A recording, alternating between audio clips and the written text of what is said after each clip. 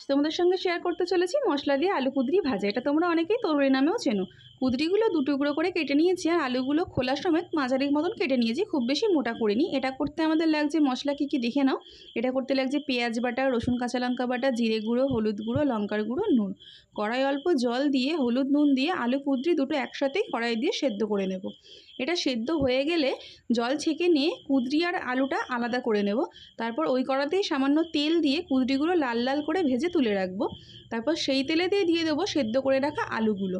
আলুটা খুব বেশি লাল করার প্রয়োজন নেই, আলুটা সামান্য একটু ভাজা হলেই দিয়ে দেবো আগে থেকে বেটে রাখা মশলাগুলো। মশলা দিয়ে ভাজবো যতক্ষণ না কাঁচা গন্ধটা মশলার কেটে যাচ্ছে।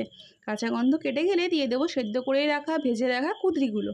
কুঁদরিটা দিয়ে একটু ভালো করে ভেজে নিয়ে যখন দেখবে কড়াই লেগে লেগে যাচ্ছে তখন জানবে আমাদের ভাজাটা কমপ্লিট হয়ে গেছে। তো তৈরি হয়ে গেল মশলা দিয়ে আলু কুঁদরি ভাজা। অবশ্যই তোমরা বাড়িতে ট্রাই করো। আর হ্যাঁ, রেসিপিটা তোমাদের কেমন লেগেছে অবশ্যই কিন্তু কমেন্টে জানিও।